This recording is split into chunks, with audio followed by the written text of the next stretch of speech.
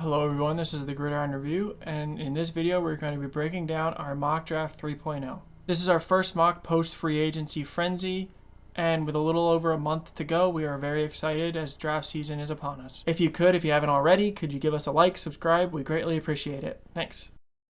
The Carolina Panthers, we think, are going to go with CJ Stroud. In our opinion, he separated himself as the top quarterback in this class.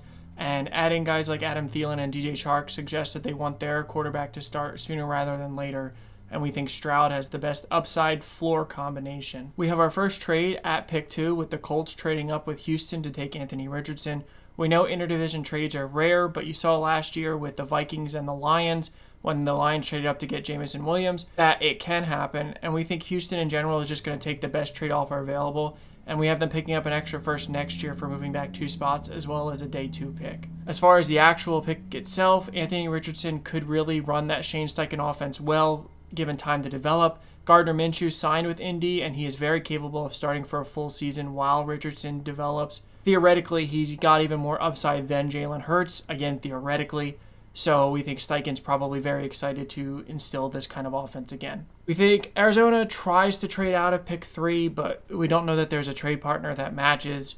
There's really not a ton of teams that are desperate for a quarterback after Indy and Carolina. There are a few that could use one, but to trade up to 3, teams like Tennessee would have to give up more than you could imagine. Instead, the Cardinals stay put and take an edge rusher, Will Anderson. He's not our edge rusher 1, he's actually 2, but we think that teams are going to love his production. He's got a high motor. He's a pretty good athlete. And he's also flexible in that he can drop back in coverage, which Jonathan Gannon's defense requires at times. They might see flashes of Hassan Reddick in Will Anderson Jr. Houston, with their trade back with Indy, we have taking Myles Murphy. In our opinion, he's the best edge in this class. He hasn't tested yet, so we're kind of curious to see. But from our eyes, he has elite burst off the snap. He gets into the backfield before most of the play has developed. He's got a decent set of pass rushing moves, and just in our opinion, he's a huge upside pick while also having a decent floor. Seattle Seahawks, we have taking Bryce Young, a little bit of surprise perhaps, but in regards to Geno Smith, they did front load the heck out of his contract, so it's not a big deal if he's cut or gets moved to backup halfway through the season. Cut meaning after this year. Obviously, they can't cut him with all the dead cap right now. Bryce Young fits Seattle's offense pretty well, but the reason we really think this is Pete Carroll has only been able to draft in the top 10 one other time in his tenure, and he's never taken a quarterback in the top 10 or even in the first round. So he, before he's done, may want to say that he did that he invested heavily into a top elite prospect quarterback. We think Bryce Young is much closer to Alex Smith than to a true all-pro guy, but Alex Smith is still a great pro. He had a good long career, and Bryce Young could very well have the same. Detroit takes advantage of the negative publicity and the tragedy that surrounded Jalen Carter. We don't look too much into his pro day. He's probably dealing with a lot, and we hope he's seeking mental health help and everything like that, and it is a tragedy, but Detroit would take Jalen Carter in this scenario. They're missing a true pass rusher on the interior, and Jalen Carter is more than that. He's one of the best defensive line prospects we've seen in a long time, and he should open up pass rushing lanes for guys like Aiden Hutchinson. We were debating the Raiders going a few different places, including Christian Gonzalez, but their offensive line is a train wreck. That's where it starts. Anytime that New England has had a good team under Josh McDaniels, their offensive line has been an emphasis. So we have them taking Paris Johnson Jr. He's our offensive tackle 1. He can start at right tackle, which is where their big need is, but he can kick into guard if they ask him to. Atlanta Falcons, we have taking Zay Flowers. That's what we had for a while. He's our wide receiver 1. He reminds us a lot of Antonio Brown on the field, not the off the field stuff. He seems like a great person. He is very loyal. He could have transferred out of Boston College, and he never did. We think he's got great speed, elite after the catch, one of the best route runners in the class, and he would pair really well with the towers that are Drake London, Kyle Pitts, and Mac Hollins. Chicago has done a great job building their team this offseason. They spent a lot in free agency, maybe a little too much at the linebacker position, but still, they got great players. They did address a little bit of the offensive line, but we think they're not done yet, and they take Anton Harrison to play left tackle. The Philadelphia Eagles have 2 picks in the first round, and this is their one from the Saints last year. We have them going Peter Skoronski to play inside. They lost Isaac Seumalo, and yes, they have Landon Dickerson. Yes, they're fine with starters, but 2 of their guys are older, so they might want to just add the depth like they always do. And again, Philly is in a great spot. They got a lot of guys back that we weren't expecting.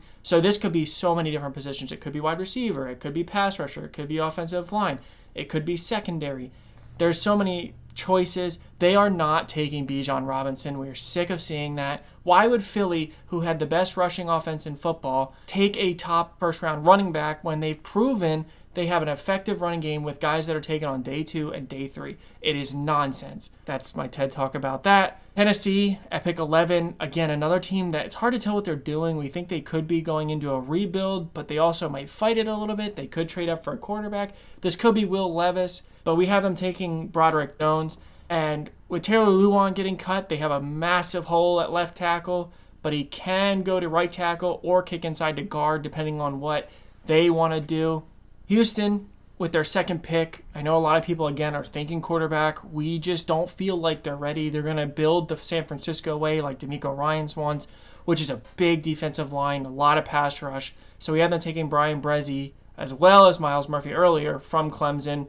He has a nice combination of run defense and pass rush. He's still a developing player. There could be more upside than expected. Again, this could be a receiver. We think they've done a lot to their receiver room. They're not having an alpha. They have a lot of guys, and they have Dalton Schultz. And we just think they've done a nice job of building this offense to drop someone in next year after they've got a feel for the team with the rookie coach system. With the Jets at 13, we bounced around a couple ideas, but we have them going Kalijah Cansey, a guy who it's hard to judge his draft stock. He's a great pass rusher. We think he's much closer to Ed Oliver than Aaron Donald, but he would really help Quinnen Williams out as well as the defensive ends. He's not horrible in the run game, but he's not great, but that's not what you're drafting him for. New England Patriots going and signing Juju Smith-Schuster suggests they're probably not taking a wide receiver, even though they're still missing speed. They're probably going offensive line like they usually do. We have them taking Darnell Wright. Green Bay, with Rodgers seemingly out, although who knows when that trade may or may not happen, finally take a wide receiver as a final send-off for Aaron Rodgers because of the drama that's surrounded that, which is not all Rodgers' fault, but he's definitely a proponent or a causer of a lot of it. And to help out Jordan Love, they go and get Jackson Smith-Njigba, who can be underneath and in the slot. We don't think he's going to play on the outside at all, but that's okay. That's not a knock on him. There's some guys like Cooper Kupp that are wide receiver ones from the slot, and that can be Jackson Smith-Njigba. He'd pair really well with Christian Watson and Romeo Doubs. And he showed, our questions about athleticism were answered at the combine with his agility drills, and his 40 time at his pro day was good enough. Washington Commanders, we have taking advantage of a cornerback slide, which is not a knock on the corners. We think there's a couple great ones.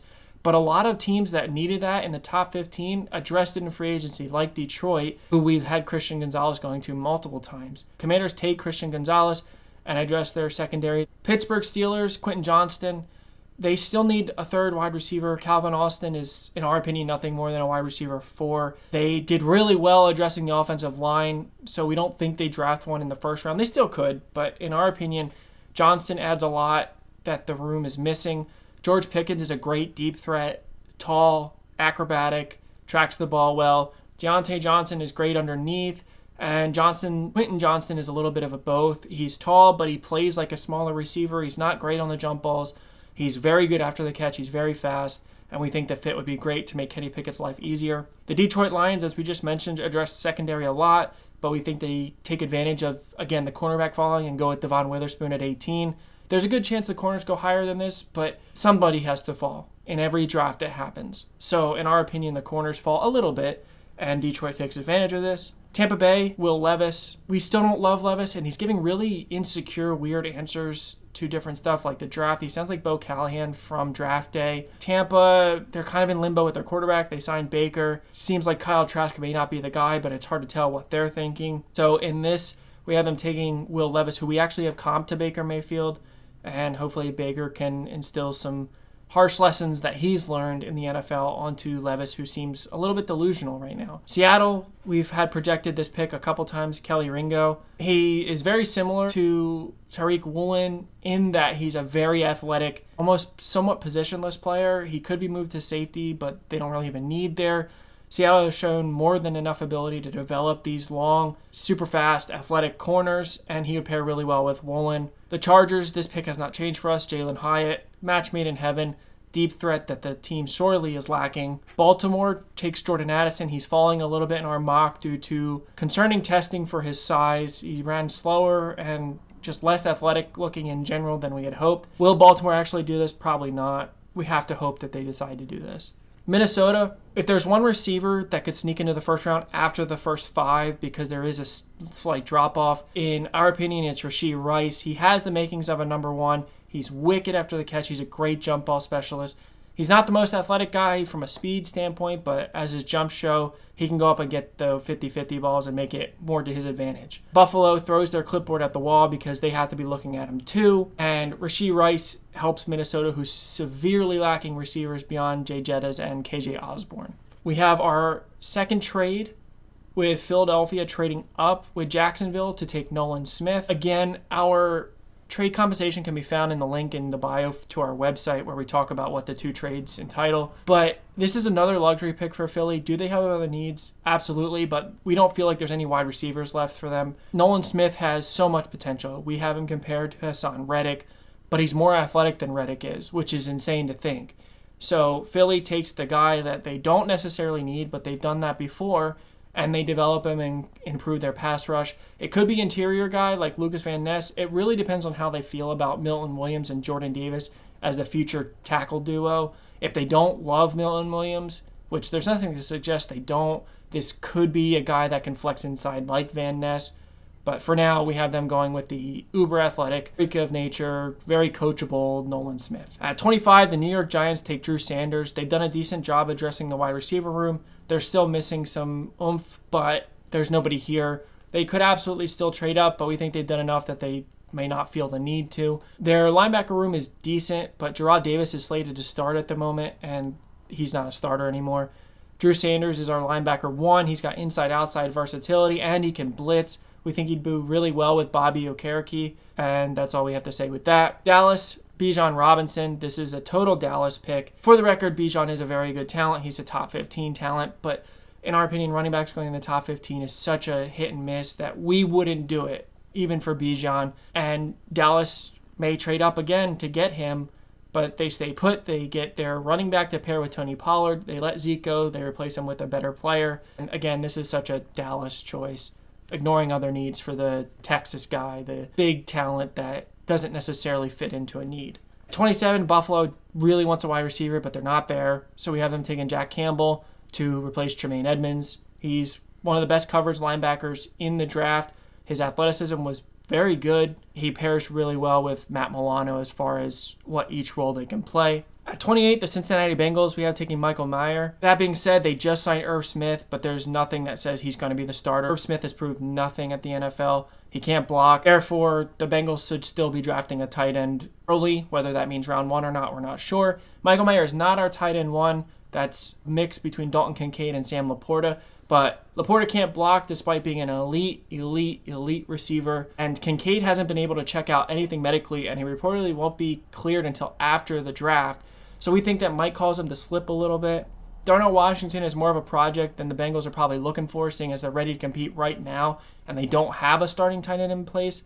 Mayer is a decent blocker. He's an underneath option, while Jamar Chase, T. Higgins can go vertical, and we think he'll fit in really well. At 29, the New Orleans Saints, we have taken Lucas Van Ness. Cam Jordan's not getting any younger, and they're still missing a lot of pass rush. They did a decent job replacing some guys that they lost, but they're missing another threat to get to the quarterback.